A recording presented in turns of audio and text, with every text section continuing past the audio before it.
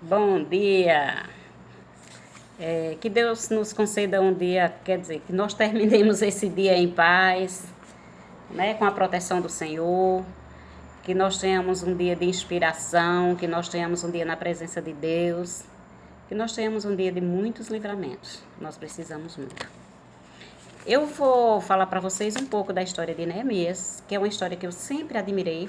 Não foi eu contei essa história para alguém.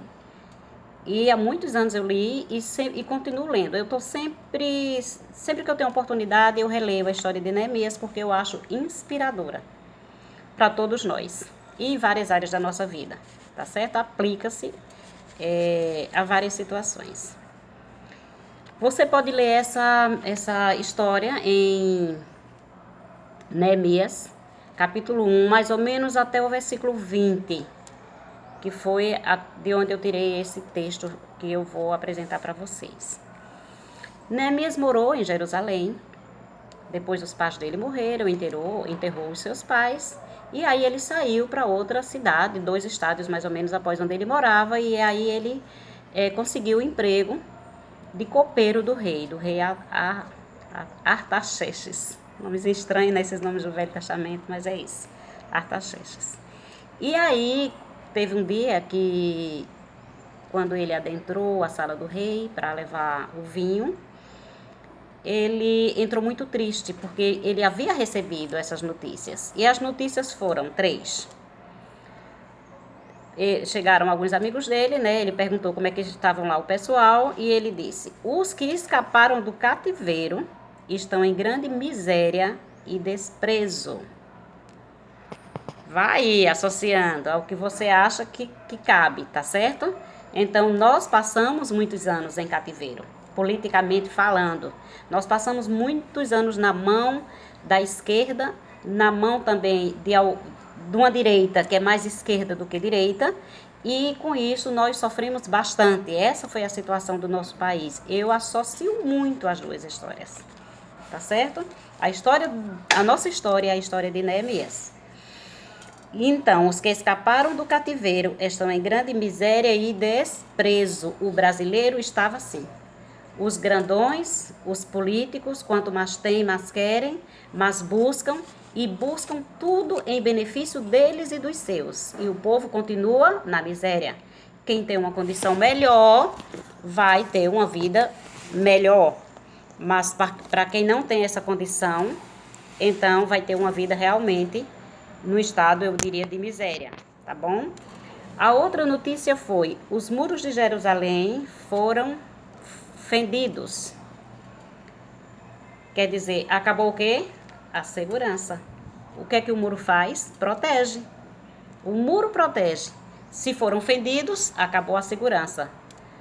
Alguma semelhança com o Brasil? A situação que nós vivemos até pouco tempo, antes do nosso presidente assumir? E a terceira notícia foi: as portas foram queimadas a fogo. Então Jerusalém estava destruída, sem segurança, sem mantimento, o povo na miséria, certamente sem saúde. Era essa a situação de Jerusalém. Mas Deus sempre levanta alguém para cuidar dos seus. Mesmo que nós sabemos que nós somos pecadores, mas quando nós somos pecadores, que reconhecemos o nosso erro e pedimos perdão a Deus, nós temos de Deus o perdão e temos de Deus também a proteção.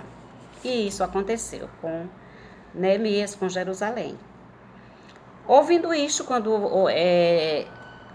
quando Neemias ouviu essa notícia, a Bíblia diz que ele sentou e chorou alguns dias.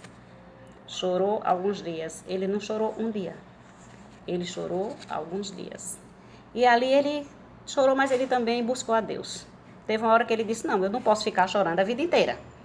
Então eu tenho que me levantar e eu tenho que fazer alguma coisa. Se alguém tem que fazer alguma coisa, se a notícia veio para mim, certamente eu sou a pessoa mais indicada para fazer alguma coisa por Jerusalém. E eu vou fazer isso. E ele criou coragem. E aí ele foi servir o vinho ao rei. Que Deus é tão maravilhoso que concedeu, que abriu essa porta para ele, de tanto acesso ao rei, que era quem poderia também ajudá-lo, poderia apoiá-lo, poderia fazer alguma coisa, entendeu? E aí, quando ele foi levar ouviu ao rei, o rei percebeu a tristeza dele e perguntou a ele o que era que estava acontecendo. E ele relatou tudo o que estava acontecendo com Jerusalém. Ele estava realmente muito triste, muito triste. Mas aí o rei disse, não, você vai lá e vai reconstruir Jerusalém, eu vou ajudar você. Isso com as minhas palavras, mas quando você ler, você vai entender que a mensagem é essa, tá certo? E quando o rei disse que ia ajudá-lo, ele orou ali, na presença do rei. Ele disse assim, ah, Senhor, grande e terrível. Ele referiu-se a quem? A Deus, tá certo? Que guardas o conserto e a benignidade para com aqueles que te amam e guardam os teus mandamentos. Como é bom amar o Senhor. Como é bom guardar os mandamentos de Deus. Porque a gente sabe que a gente tem essa porta aberta. A gente sabe que a gente tem esse achego com Deus. Sabe? A gente sabe que pode contar com Ele na hora que a gente precisa. Por isso que eu tenho dito, orem pela nossa nação, vamos orar, vamos dobrar os nossos joelhos para que nós tenhamos de Deus uma direção para saber o que fazer e como fazer. Nós temos como ajudar o Brasil. O nosso presidente já começou a fazer e fazer muito, embora muitos não queiram enxergar, mas ele já fez muito. E nós juntos podemos fazer mais, tá certo? E Neemias... o que foi que ele fez? Realmente, eu vou precisar da sua ajuda. Ele disse isso ao rei, eu vou precisar da sua ajuda. E a Bíblia diz que o rei disponibilizou para Neemias chefes do exército e cavalaria. Imagina que bênção. Imagina como Deus cuida dos seus. Neemias deixou lá seus pais, enterrou seus pais e partiu para ganhar a sua vida dignamente. E Deus colocou ele exatamente num lugar aonde ele, lá na frente, quando precisasse, pudesse ser abençoado. É assim que Deus faz. É assim que Deus faz conosco. E quando ele disponibilizou chefes do exército e cavaleiros, enquanto Neemias orava, Deus colocou um projeto no coração de Neemias. Um projeto para a reconstrução de Jerusalém. E você sabia que Neemias levou homens da sua confiança? E você sabia mais ainda que Neemias não falou para eles? Neemias não falou para ninguém. Aquilo que Deus propôs no coração de Neemias fazer para reconstruir Judá, Neemias não contou para ninguém. Entenda que sobre seus planos e sobre seus projetos, você não deve falar. E a Bíblia diz que Neemias foi para lá e contemplou toda aquela área que estava afetada. E tem um momento que ele diz que tinha lugares que nem as patas do cavalo podiam chegar. Tamanho era a desgraça naquele lugar. Mas isso também não intimidou Neemias. E teve uma hora que ele chamou os homens, e disse assim, a gente vai reconstruir Jerusalém. Nós vamos reconstruir Jerusalém. E ele disse assim, vinde, pois, e reedifiquemos o muro de Jerusalém, e não estejamos mais em opróbrio. Opróbrio significa vergonha. Então, nós vamos reedificar, e nunca mais nós seremos envergonhados. Porque Neemias recebeu uma direção de Deus.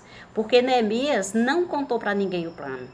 Porque as pessoas não podiam. Teve homens, que ficaram enciumados, porque o rei o ajudou. Teve gente que ficou de cara feia, teve gente que achou que ele era louco.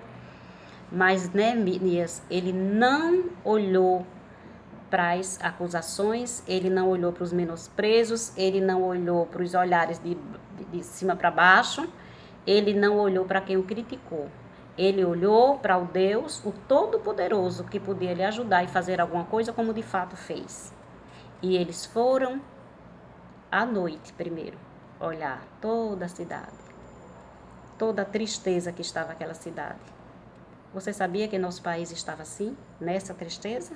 E que nós estamos sofrendo consequência desses governos anteriores que deixaram o nosso país em situação de desgraça também, em situação de insegurança, o povo sem saúde, o povo sem emprego, porque quando Jair Bolsonaro pegou o Brasil, já existia milhões de desempregados, de 12 a 14 milhões de desempregados, já existiam, estão querendo agora colocar a culpa nele.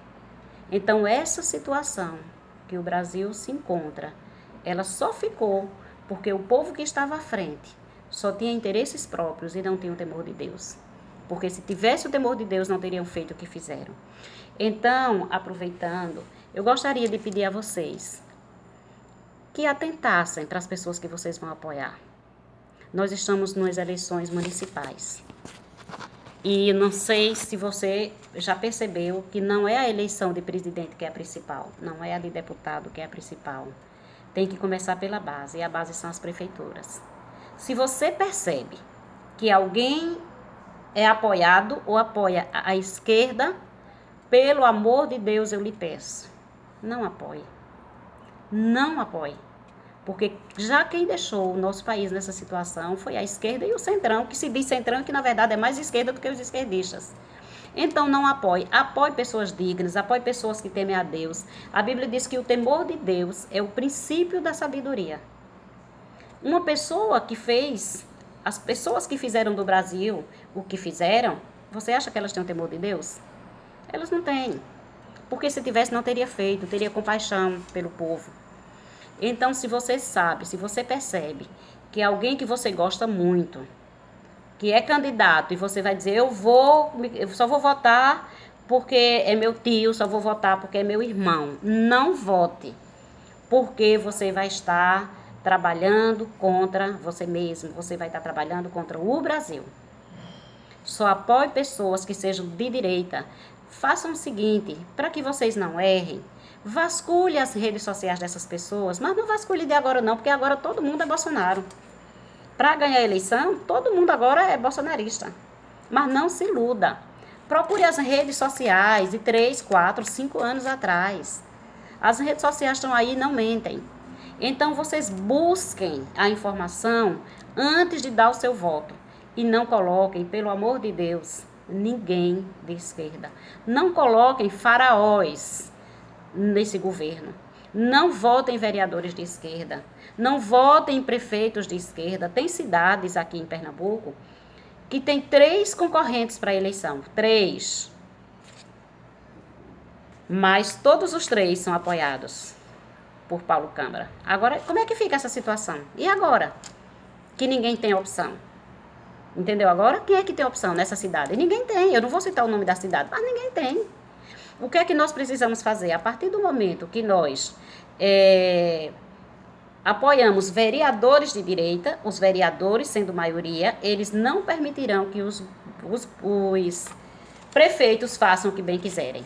Então, essa só é uma informação, eu já demorei muito nesse vídeo, que eu não gosto, mas eu gostaria de chamar a sua atenção, para que você olhasse nas redes sociais. E se não nas redes sociais, procure ver se é do interior, de onde é a vida dessa pessoa, quem essa pessoa apoiou em eleições passadas e que agora está dizendo que apoia Bolsonaro.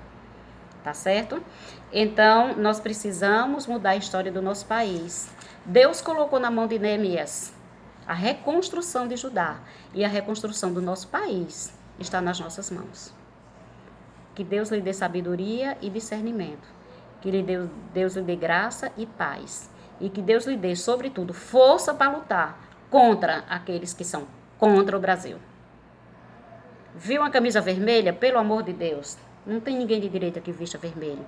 A esquerda agora está vestindo amarelo para disfarçar. Ela sabe tanto mal que fez que ela está vestindo amarelo. Fique atento. Então, também não voto pela camisa, não. Mesmo que seja vermelho. Vou até desfazer, né? Mesmo que seja vermelho, vote pela vida da pessoa, vote pelo passado da pessoa, vá buscar quem é essa pessoa nas redes sociais, o que é que essa pessoa defende, para que nós tenhamos um país próspero e abençoado por Deus. Fiquem com Deus, tenham um dia de paz e que Deus lhes dê abundantemente sabedoria e discernimento. Que Deus abençoe a todos.